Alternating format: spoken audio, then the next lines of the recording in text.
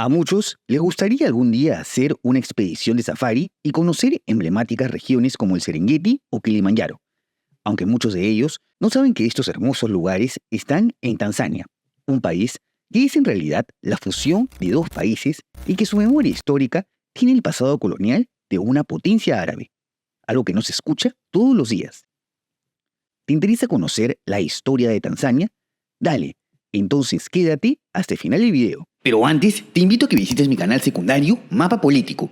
Si tenemos un canal en donde se habla de historia y de geopolítica, tenemos que tener otro en donde hablemos de actualidad, de política interna de los países y de todo tipo de ideologías, ¿no? Te dejo el link en la descripción y primer comentario.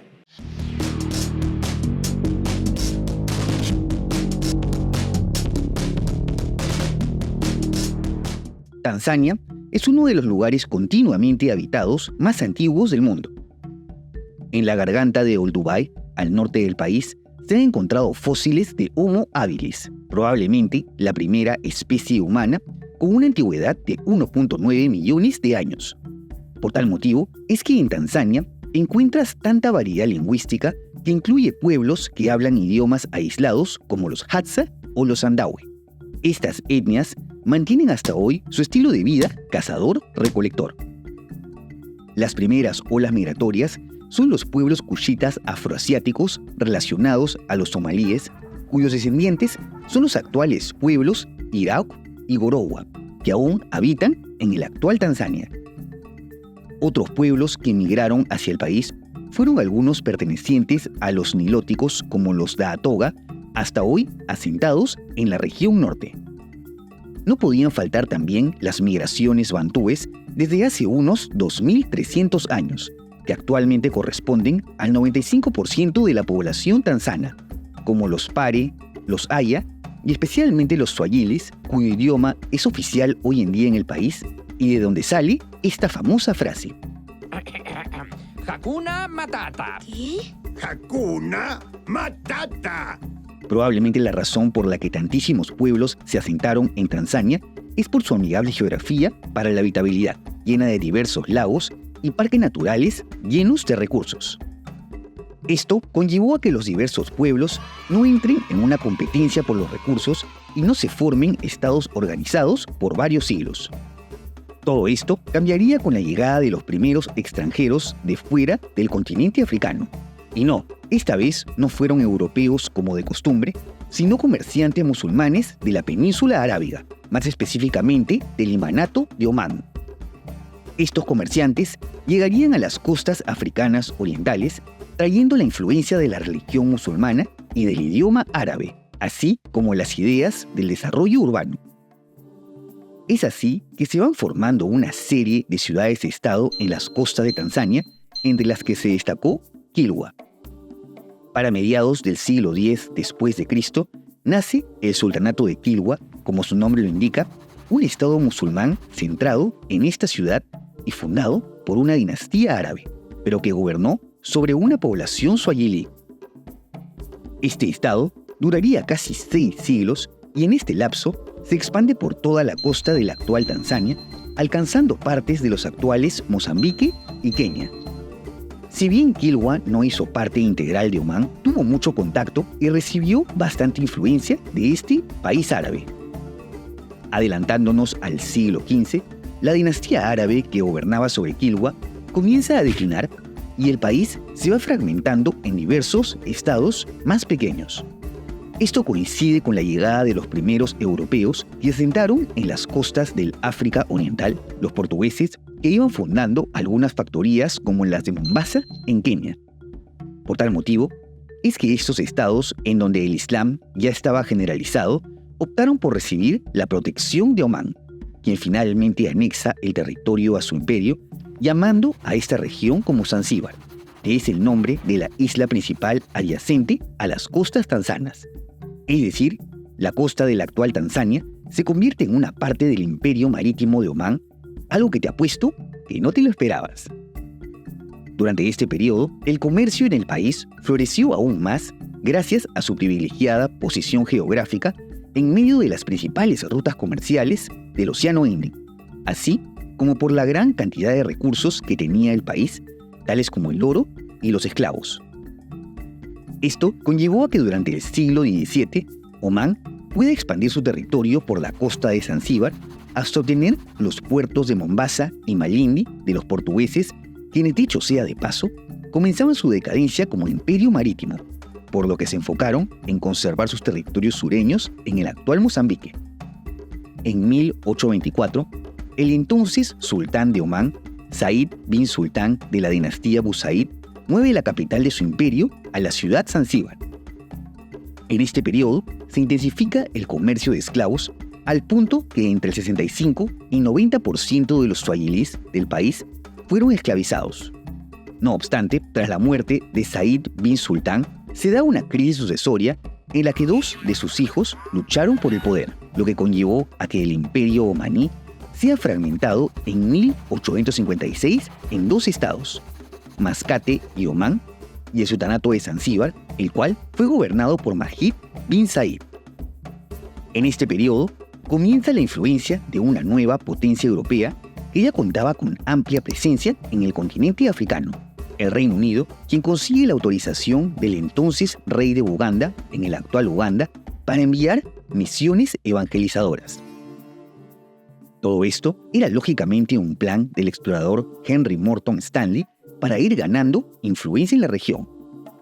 Esto ocurre unas décadas antes de la famosa Conferencia de Berlín, en la cual las potencias europeas acuerdan el reparto de África.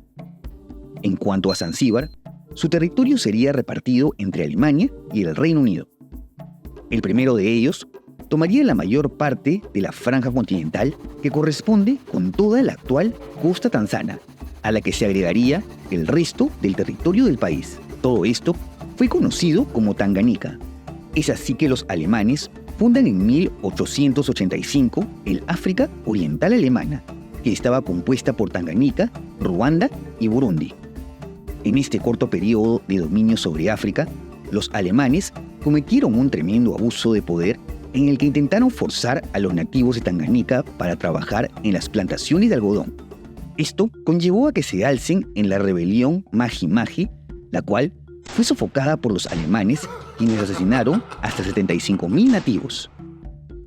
En cuanto al Reino Unido, obtendría el resto de la costa del sultanato de Zanzíbar, que incluía el valioso puerto de Mombasa, al que adjudicó a su futura colonia de Kenia, así como la isla de Zanzíbar, en donde se encontraba el centro de poder de la dinastía Busaid, con la cual se negoció que se conviertan en un protectorado del Reino Unido. Para eso, forzaron al entonces sultán Khalid ibn Bargash a que abdique en favor de Mahmud ibn Muhammad, otro candidato al trono, quien estaría más alineado con los intereses de los británicos. Por tal motivo, es que estalla la guerra anglo-zanzibariana, que si ya viste este video en el que hablé sobre ella, ya sabes que con una duración de 38 minutos es la guerra más corta de la historia.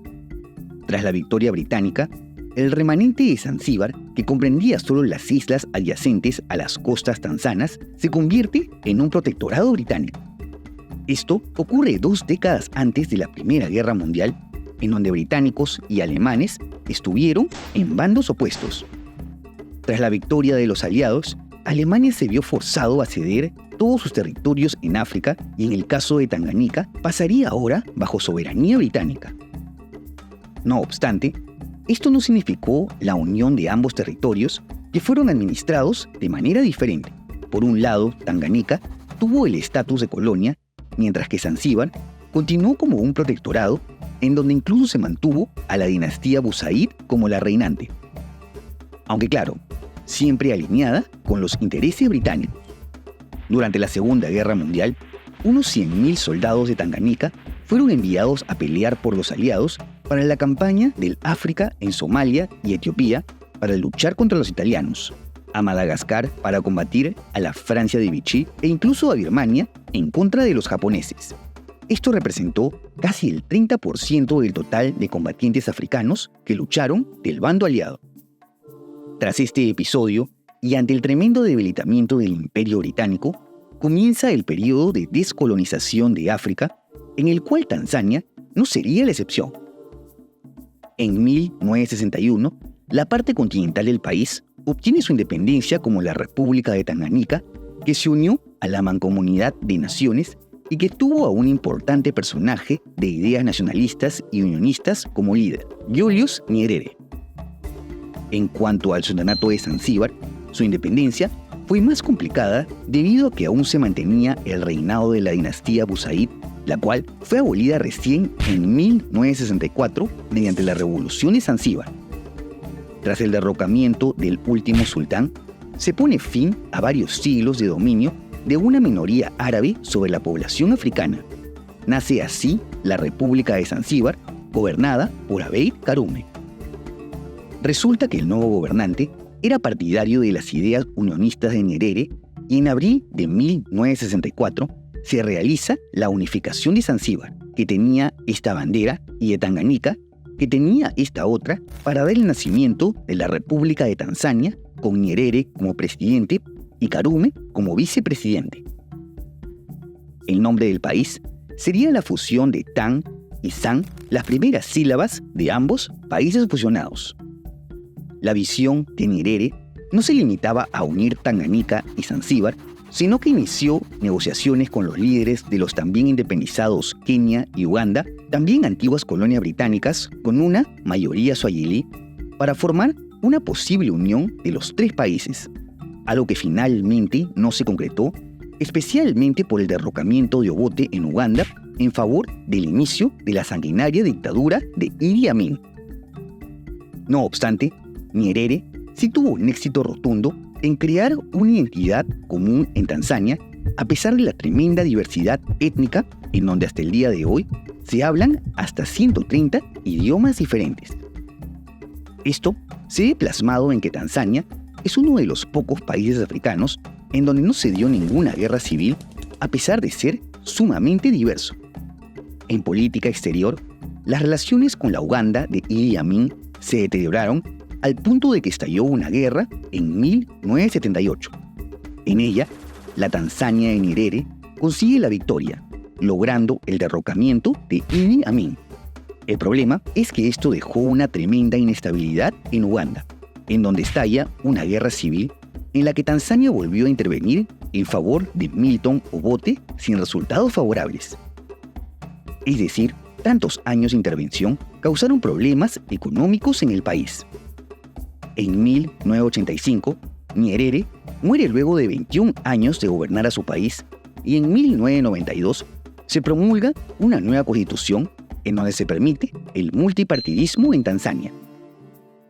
De todos modos, el legado de Nyerere trascendió tremendamente, lo que se ve plasmado en que todos los presidentes siguientes han pertenecido a su mismo partido político, el Chama Cha Mapinduzi, en donde se mantiene el nacionalismo africano y el pan-africanismo, lo que se ve plasmado en que los líderes tanzanos son los principales artífices del proyecto conocido como la Federación del África Oriental, de la que se habló más a detalle en este video. Esto refiere a la unificación de Burundi, Kenia, Congo-Kinshasa, Ruanda, Sudán del Sur, Uganda y por supuesto Tanzania en un solo país que tendría el inglés y el swahili como idiomas oficiales. La capital estaría situada en Arusha, un pueblo en el norte de Tanzania, en donde se medió para la paz de múltiples conflictos de la región, como la Guerra Civil de Burundi. Por lo que no cabe duda de que Tanzania es el verdadero bastión del panafricanismo en el continente, un país que nace con una promesa de unión entre todos los pueblos africanos, algo que el mismo Nyerere fue capaz de controlar en su país. Así que sería cuestión de tiempo que veamos si es que el proyecto que se basó en sus ideas dará frutos para el futuro. ¿Te parece que la Federación del África Oriental es una buena idea? No te olvides de dejar tu comentario y de suscribirte al canal. Asimismo, te dejo en la descripción mis redes sociales y por si quieres ver los nuevos videos en preestreno y tener una mayor interacción conmigo, tus donaciones en Patreon, unahermanito.net o miembros del canal son bienvenidas. ¡Hasta la próxima!